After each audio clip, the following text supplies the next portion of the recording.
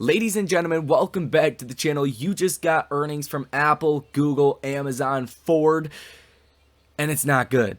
Does this throw cold water on a very hot market rally that we have seen in 2023? Well, we're going to get into it here in this video. We're going to look at a technical breakdown and where the markets could go from here. But don't forget, you have important economic data coming out tomorrow, which will again give you a big move. And then on top of all of this, you're not even going to believe this, Fed Jerome Powell gives you another speech tomorrow, guys. We have a lot to unpack in a very short amount of time. Hit that like button and subscribe to the channel if you have learned anything in this video so far. And fun fact, YouTube did not do well on Google's earnings. Maybe that's because you guys need to hit the like button. Maybe that could help out the stock market. Who knows? We'll see. But before we do get into all of this key information, I do want to acknowledge, just look at my beautiful daughter's beautiful creation over here on the wall. Isn't that cute? It is only chalk, so it will come off. But that is what that is, if you guys are wondering, like, what the hell is on your wall. Guys, enough of that. Let's get into it. So we're going to start with earnings. And we're going to start with Ford, because Ford is directly related to Tesla, and as you guys know, well, in the sense of electric vehicles, right? Vehicle manufacturing, the segment that they are in. And we are highly invested in Tesla here on the channel, and we like to stay up to date and report to you guys the important events that do happen within Tesla. And Ford post an ugly fourth quarter. Full year net loss as execution issues plague production.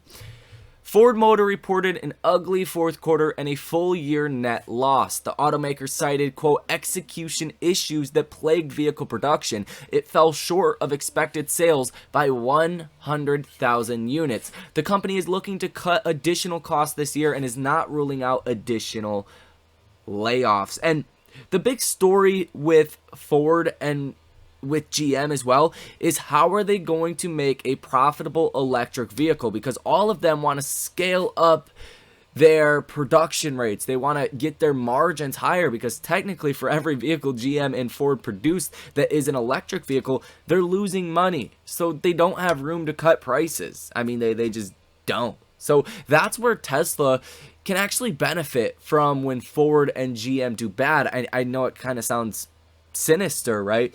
But that's just the way of capitalism. So Ford did not do well. It could boast well for Tesla, and you might actually see more investment go into Tesla over the long term, because they look to be the only electrical vehicle producer in America that can make a profitable electric vehicle as of right now. And really the only one that can cut costs and cut prices for consumers to sell more vehicles and to get a higher market share. So enough of that. Let's get into the broad market stuff, guys. And you're not going to believe this headline that I'm about to read to you. So Apple sales dropped 5% in largest quarterly revenue decline since 2016.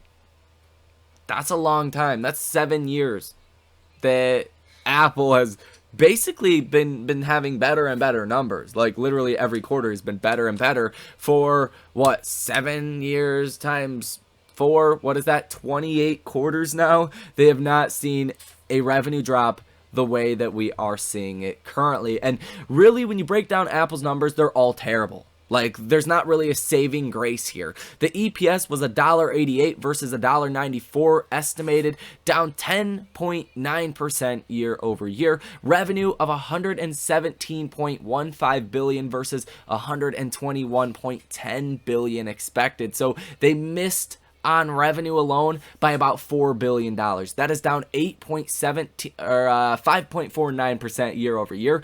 iPhone revenue was a huge miss as well, huge disaster, $65.78 billion versus $68.29 billion that was estimated, down 8.17% year over year. Mac revenue at $7.74 billion versus $9.63 billion, down 28.66% year over year. iPad revenue, this one's a shocker. Too bad it doesn't make up a larger portion of Apple's business. Revenue comes in at 9.40 billion versus 7.76 billion that was estimated, down or up 29.66% year over year. Other products revenue of 13.48 billion versus 15.23 billion, down 8.3% year over year. Services revenue beating slightly at 20.77 billion versus 20.67 billion, up 6.4% year over year, and gross margins coming in line with expectations at 42.96% versus 42.95%. That was the estimate. And why I'm specifically reading you guys Apple's numbers is because Apple alone is 10% of the market weighting in the NASDAQ, and it is 7% of the market weighting in the S&P 500. And considering the NASDAQ just rose 3.25% today, 3.25%, a massive jump in the NASDAQ compared to the Dow that was slightly negative on the day. It doesn't look good heading into tomorrow. Now, maybe Apple pulls something out of their, dung holes on the earnings call. But as of right now, it's not looking so good. Apple is down about 3.5%. It's been in between 3.5% and 4.5% down ever since the numbers did come out. You really didn't see that initial pop like you did see off of Amazon as well as Google earnings. Now, they are both down about 5% as well. Google down 5% solidly. Amazon down about 3%. And Apple is fighting, guys. So not all is lost as of right now. But it's not going to look good for tomorrow. This is even dropping the S&P 500 in after hours by about 0.65%. So taking the SPY from, what was that, 416.78 to where we are currently at 414. Hit a low of 412.98, guys. So we're going to have to see if Apple can do something. If they can't, it's not looking good for tomorrow, and it might just throw a little bit of cold water on this otherwise very hot market. And the reason why today was so good to begin with is because yesterday Fed Jerome Powell said disinflation is here, and that's different than deflation. That's just meaning that inflation is basically slowing down. And also in the readout that came out at 2 p.m. yesterday, the Fed took out all of the things that were causing inflation. COVID causing inflation, not in the report. The war in Ukraine, not in the report. Supply constraints, also not in the report. There's only the one sector that the Fed is really still worried about, and they portrayed that very clearly to us. That is services x housing. So your services, right? A doctor visit, car insurance, getting your lawn cut, or getting a haircut, right? Services.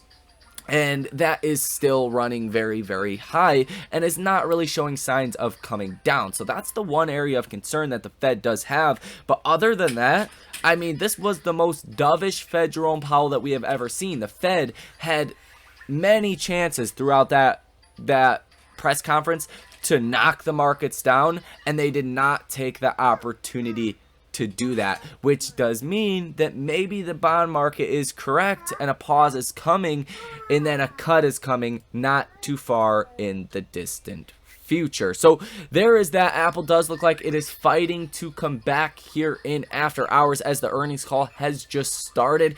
So we'll see what is going on with that and report to you guys later on today. Now, as far as the economic data coming out tomorrow, guys, you got to keep this in mind. The markets trade off of earnings generally, unless, I mean, there's stimulus or, the Fed's raising rates or whatever the case is. Usually fundamentals are important. Earnings are the most important.